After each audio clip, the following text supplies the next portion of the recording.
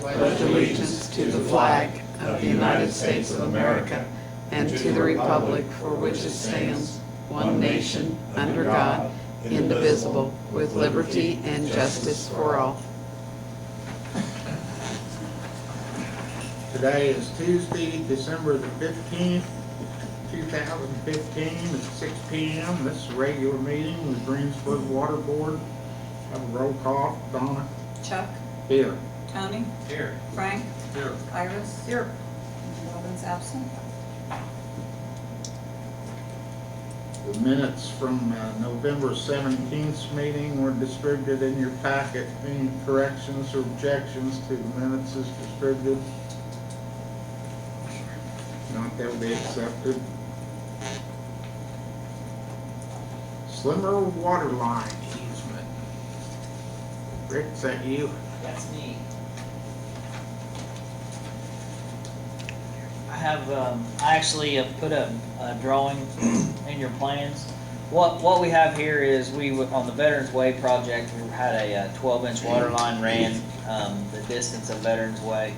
It was supposed to originally come all the way over and tie in to around Chili's. Years ago, I had a 12-inch stubbed underneath the bypass. In doing so, we figured out that Norm Schlemmer had a 12-inch trunk line running through his apartment complex. So what we did is I approached him to see if he would possibly give us an easement to tie into the end of his 12-inch line, which would save us roughly 1,500 foot of 12-inch C900. He gave us the easement.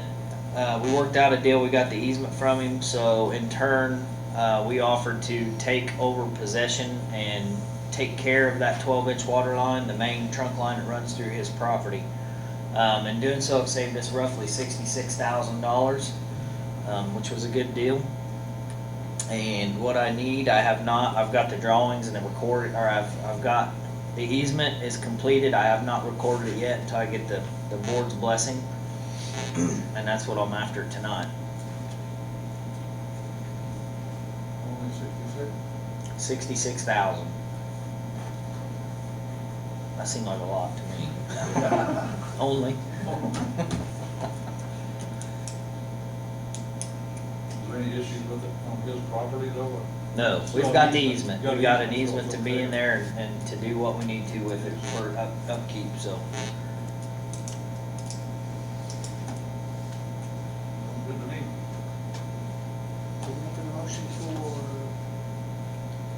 To take over responsibility of the so I'll make the motion to take over responsibility of that property for the water line. one. Have a second. Second. Motion been made and seconded. We take over the water line on Norm Schlemmer's property. Roll call vote on. Chuck? Yes. Tony? Yes. Frank? Yes. Iris? Yes. Very good. Water availability fee. The water availability fee, if you remember back in 2006, was something that we put into effect to kind of take the place of all the developers coming in and building all these subdivisions and us being responsible for upsizing our water plant, so to speak. And we didn't feel that it was the existing ratepayers' responsibility to tackle that, so we put this availability fee in. Originally, the availability fee, how it is right now, is when somebody, a developer comes in to a subdivision, say they have 40 lots. As soon as it's recorded, they pay the availability fee on those 40 lots, which is $955 a piece. That's up front. We've been talking about discussing of changing when that fee is paid. It was brought to our attention that one of the contractors didn't feel that it was fair to be paid up front. Is or not, I don't know. I'm not here to debate that, I guess. But what they're wanting to do is change from when the plat is recorded to when the permit is actually pulled, which will in turn, I'm assuming, will take it from the developer to the builder. or contractor. I guess Chris can probably enlighten us more on the lingo of it, or Yeah. So basically and this is an amendment to, this is an ordinance that was proposed as an amendment to our current availability fee statute. The prior statute allowed for two possible times when a fee could attach to a piece of property, either at plat approval or at a new construction building permit phase. To remove ambiguity from that, we took that out of the plat approval phase and put it at the building permit, which just means that now when someone goes to put a building permit on, it attaches. Additionally, we added some clarification to that to provide that you pay the fee at the date you get the building permit. Okay. So what that means is, say I plat something in 2014, but I don't actually develop it until 2019. Okay. Under our old system, the amount that you would pay is whatever was at plat approval, that's what you pay. Okay. Under the new system, whatever is at when you actually build the property is what you'll pay. So if those rates increase over that time period, you're going to pay the higher rate. So the amendment to it removed some ambiguity. It added some retroactivity to to address a couple of developments in town that have said, okay, either I've already paid, and how does that get tracked, or that I haven't paid yet and I want to know how to particularly address it. So procedurally, it is currently, the amendment has gone in front of the county council or the city council and has been approved on first reading. So assuming that it's passed on second reading, it will be an alteration to the water availability fee and how the water availability fee is charged and calculated. if I can add to that a little bit, is the reason why I didn't come to the water board prior to the council meeting is that it was just brought to our attention too late of what we was wanting to do. I will say I did get a call from Robin Meyer today. He's not in favor of changing when the availability fee is paid. He's afraid that the contractors that had already paid this fee back in 06, 07, whenever they had originally come into town, and he said he was going to contact a few other board members. I don't know if he ever did or not, but that is what he wanted me to specify. He definitely said he was going to contact Chuck. Did you talk to him? Yeah, I talked to him a little bit, so. But that's why I'm in front of you now. It has been passed once at the city council. Usually the council is what, it's got to do with our water availability fee, so I'm assuming that they'd probably rely on your recommendation. So that's why we're here to discuss it. So what was his concern? Robin's concern, Fairness of it, I think. Right, the people that's already paid it in place, I don't know who that would be. I mean, I'm sure the city's got a record of it, but. we do, I know that Park Road, they Winchester have all one. been paid. Winchester Park's all been paid. Yeah, Westridge 2 and Cedar Creek 1, the 3 subdivisions that paid the whole amount up front. And there's been others as well, like other developers for different, whatever they're doing, but that kind of is at the time of the permit because the additions were restructured and changed land usage. Well, and I think, so my perspective on the ordinance is, one, the original draft was just ambiguous, and it just had too many holes in it. Ultimately, I appreciate Robin's position on that it does have the potential to create a situation where somebody's already paid this. But there's nothing within the statute as amended that would stop someone from paying it. I mean, if I want to pay it now, I can. All it says is they're not actually due until you seek a building permit. And honestly, from my perspective, I think it would behoove a developer to pay them now. Because I don't know what's going to happen between now and then. But what you run into is a problem in which if you have dual trigger points, which was essentially what you had. You had a trigger point when it was a plat approval, and you had a trigger point when it was a new construction building permit. Either one of those things would trigger the fee. You have a potential of a span of time between those things that left a developer or a builder in a position of maybe able to, possibly either not knowing exactly what to pay or having to pick which one it's going to be, and I guarantee you they're always going to pick the lower. So, and I don't know that you could disagree with them. If a builder came in and said, look, I approved this, I got this plot approved on 2007, but I didn't actually start building until 2010, it's the 2007 numbers that apply. That's probably true. I mean, it attached when you got the plat approved, regardless of what happened. So then you have developers just allowing properties sit idle. I mean, it's, nothing's happened on it. The other thing that I have a major concern with is, and I don't know that this, my concern does not necessarily derive from this board, because I don't think it does. I think honestly that it derives from the Planning Commission and the BZA, who have a tendency to sit on things and not force developers to actually develop the property that they say they're going to. I mean, so the issue you have right now is because of a developer sat on his rights. I got a plat approved, and I haven't done anything for a decade with it. Well, great, you have a plat approved. You should have developed it, and in that time period, it changes. So I can think of too many scenarios that cause me consternation. What happens if you change the usage?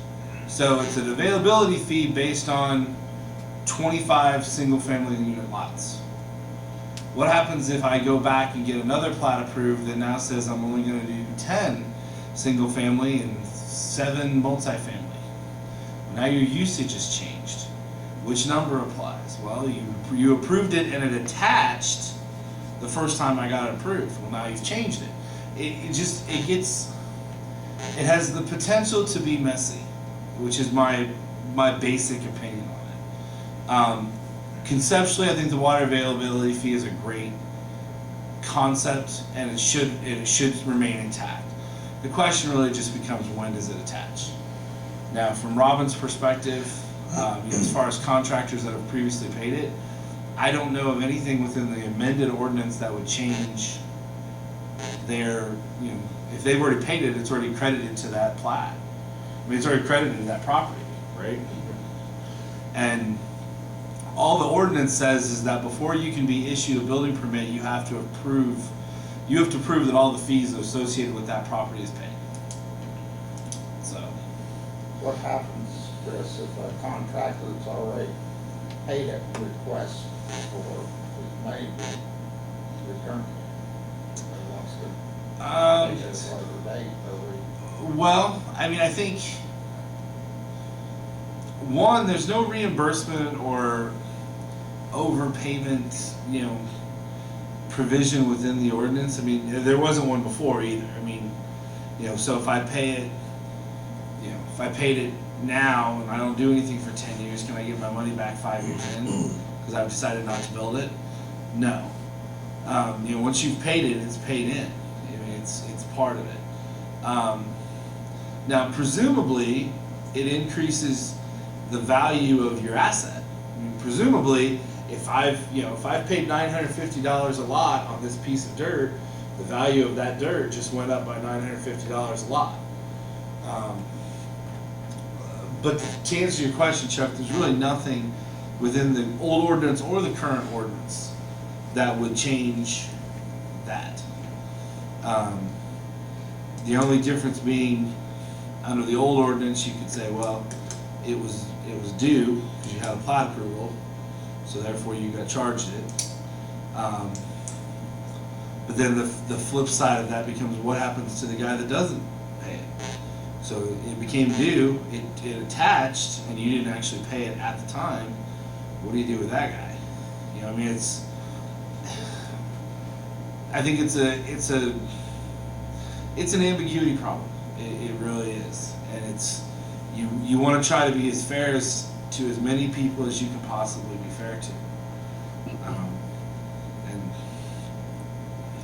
I don't know. I mean, that's probably the bottom line is, and I agree. In a perfect world, this would have come to this body before it went through first reading at the city county or at the council level. Unfortunately, with the timing issues, kind of where they fell, the problem wasn't really identified until after this board had already met, and there was a consensus that we should move something forward. I would also agree with Rick that if ultimately it's this body's determination that they are not in favor of that amendment, I think that's something that can be voiced to the council and should be voiced to the council prior to their vote on second reading. Which is actually, I mean, one of the reasons that we only passed on first reading and didn't do any sort of rule suspension to move it to second reading was to allow this body an opportunity to voice its opinion, should it have one. At least it was in my mind. So.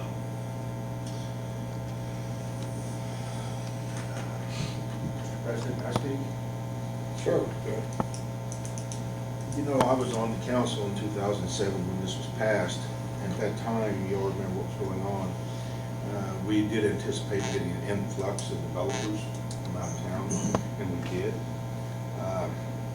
They're since gone. All the housing that was anticipated being built didn't happen. And ever since I took office, I've heard complaints from developers. And let's give an example, Chuck, you come in, and let's say you're just a local guy here, and you decide to start building homes, investing in property. So you have 40 lots over here platted at this addition, have 40 over here. We'll have an influx. Okay? Now, once the plat is approved, we say, give us $75,000. That was the deal that I've heard from the developers or the contractors. Why should I have to pay for this before we do anything? Well, it's an ordinance would pass, which becomes law. It's good, but in the overall, looking at everything, the $75,000 for those 80 lots does not a whole lot when we know what it costs for water and sewer, you know, the infrastructure, the water here we're talking about. It does cost a lot of money. And they're going to pay it, even if, you know, it's changed here that they're going to pay it. And it is part of availability to help maintain our lines, things of that nature, which doesn't amount to a whole lot. That's pretty reasonable for, you know, forevermore. You have to make enough profit on your water to help maintain this. Because we don't have a lot of money. We just get by, try to keep rates as low as we can. But that's kind of the reason, you know, that it was one of the reasons it was implemented to try to put money in the general fund for the water to maintain lines and build new lines. Now, normally the contractor, the developer, is the one who puts the water lines in. Correct? On subdivisions, correct. So we're basically not charging them for something that they're putting in, but we are going to charge them to maintain it along with the customer themselves. And I thought it was fair that it be changed. They're still going to pay it. It can be a later date. And if they pay it all up front, you have all the money up front. But in time, things always are increased eventually. So they don't pay it up front, which they do have that option if they want to, and it's locked in, or they can pay it later and the rates may be higher. So that's kind of the history of it. Looking for the council. Any questions? Thank you. Sure. Okay. Anybody else got anything to say on this issue?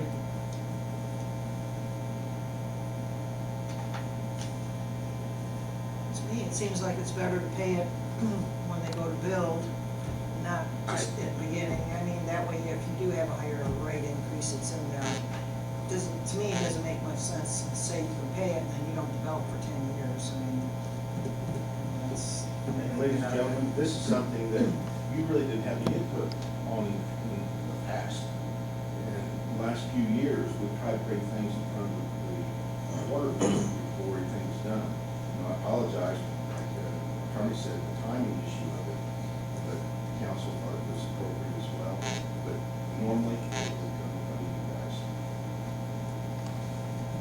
My personal opinion is this is probably how it should have been written in the first place. So, I mean, I have no problem with it myself. So, that being said, I'll make the amendment that we amend the water availability fee to be paid at such time as requesting a building permit.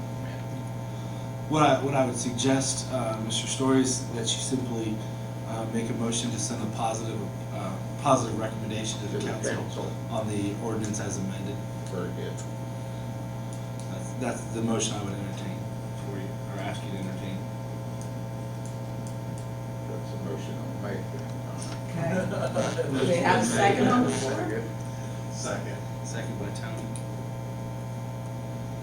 Okay, roll call. Chuck, Yes. Tony, Yes. Frank, Yes. Iris? Yes. Very good.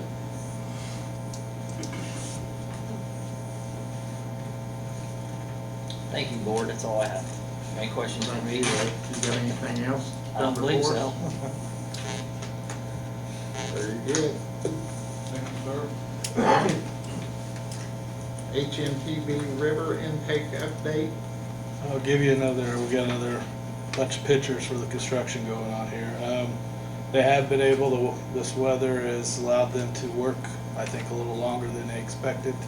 They're gonna continue to work as long as the weather holds out, so, they've made pretty good progress. I think from a financial standpoint, they're just a little under 50%, paid our build out to date. Construction's probably farther along on that. Next month might be a pretty good invoice, Donna. They got a lot of equipment in, so a lot of the high ticket dollars came in between the last pay item and then one coming up. So I think we'll anticipate seeing a pretty good estimate next month for that. So we'll walk through some of the construction of last month.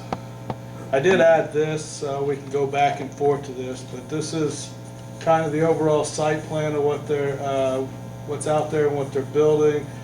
It's a little hard to see, but the darker items are, and I don't have a pointer, but are the items being constructed with this project. If you look up and kind of on the upper left-hand corner, you see that the rivers, you can see where the river's flowing, that's the intake. You got a pipeline that comes down, and then you come to a square box. That is the low lift pump station. And then you kind of follow the line around. You've got the circular tank there, which is the pre-sediment clarifier. And just to the south of that, or below that, is the new low service pump station, and that's where you got the building. And to the very left and bottom is kind of that odd shaped thing. That is the sludge lagoon. We're doing some rehab on that. Those are generally the areas where the construction's been going on, so we may go back to this in a minute. But again, here's a picture of the intake. Not much has happened in the last month. It's pretty much as is. I think the only thing they've done is dressed up along the bank of the river there and put some additional riprap to hold that for erosion control purposes. This is the low lift pump station, first pump station coming up from the river there. You can kind of see that at this point, last month I think they had the slab poured and that was it. And here they got the inside forms set. You can see, get a scale. This is the deepest structure on the project, roughly 30 feet I think. I think it's 27 some change, but roughly 30 feet. The walls on that, to give you an idea, are about 2 feet thick. And here they got steel in place, the rebar in place. That was right before Thanksgiving. And here they've got the external wall formed up on the lower half now. This would have been poured by now, but you can kind of see in the bottom the rebar's been cut away. They're waiting for a thimble piece where the pipe connects to a slide gate, and that piece has been back ordered. So they're supposed to get it this week. So if they have that, then they'll probably have this poured in the next week or so.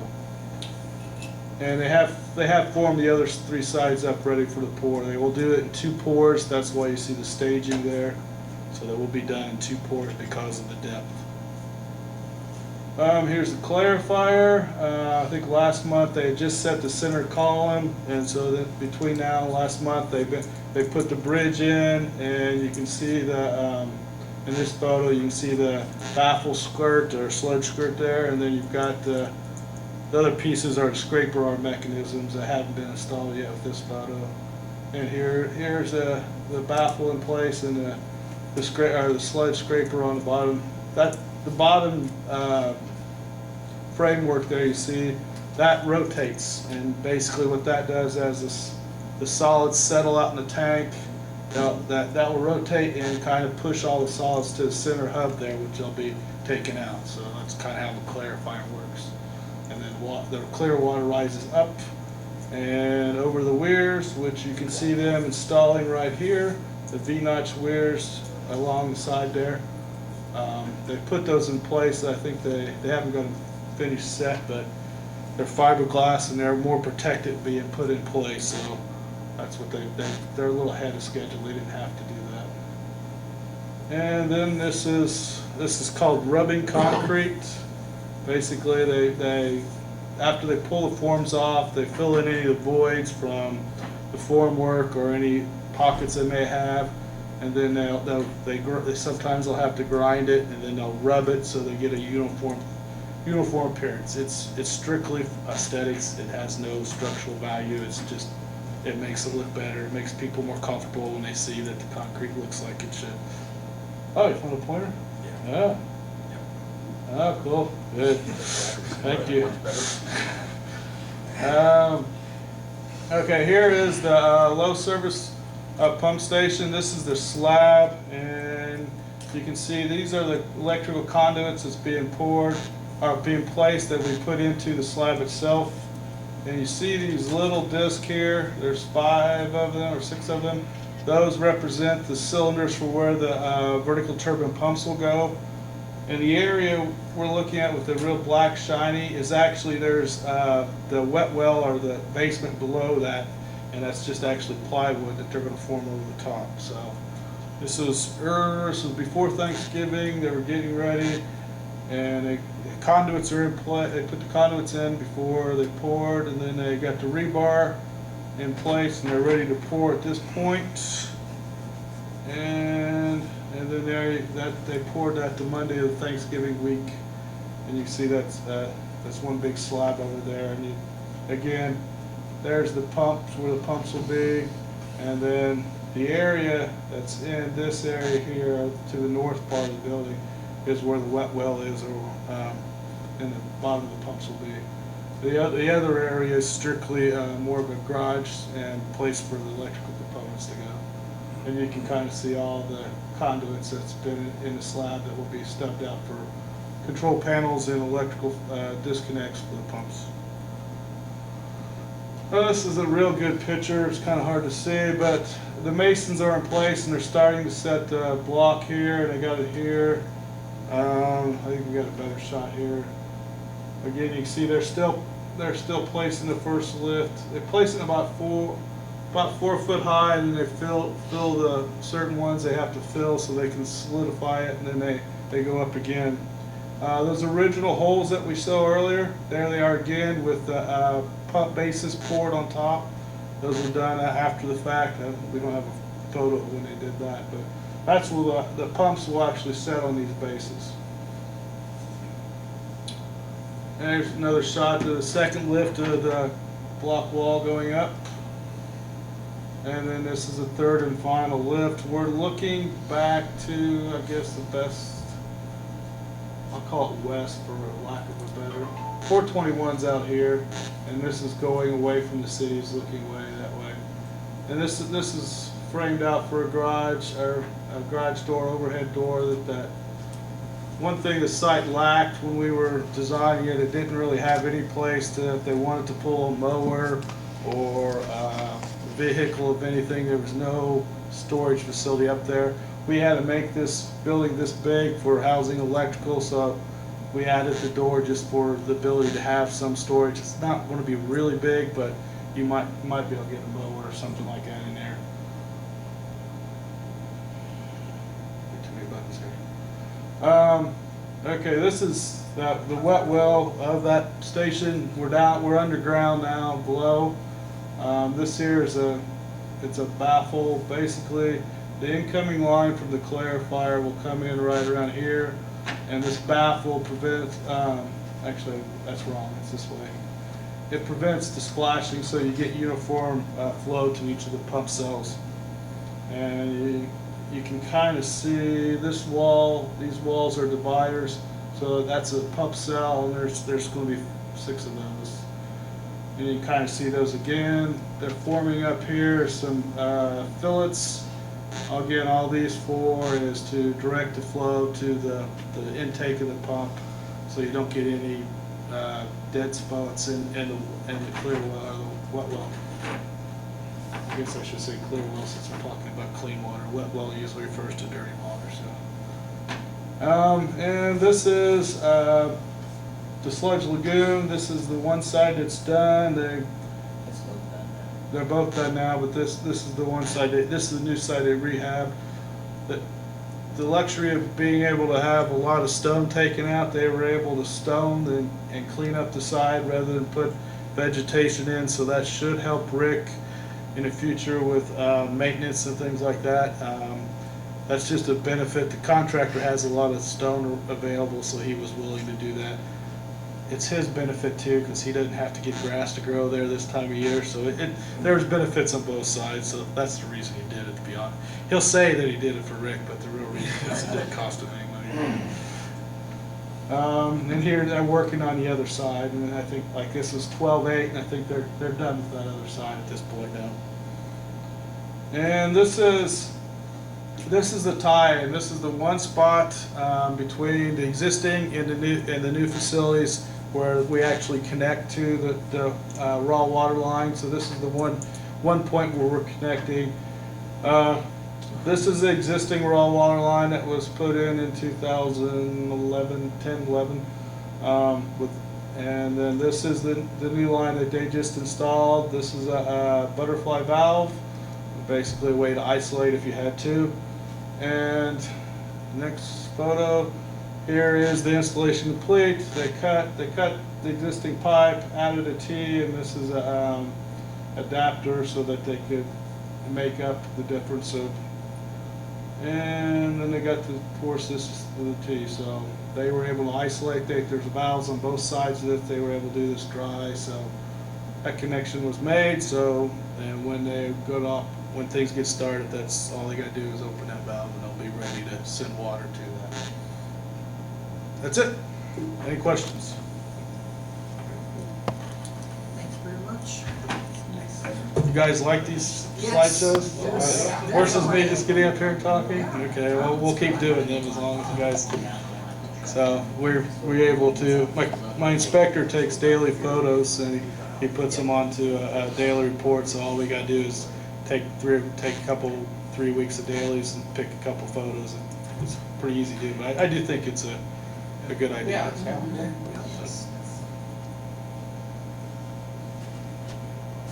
Thanks again, Dan. Has anybody else got anything they'd like to bring before the board tonight? Board members? Can I give a brief update on the Radio Green project? Okay, sure. Was looking to get at least 10 more repeaters in the system to get it up and going the way it should be. Finally got negotiated into 15 more, and they are due to come in tomorrow. So hopefully we'll get the system coming in like it should, a few of the bad areas, and be ready to start the large meter project next. Very good. Thank you. Anyone else?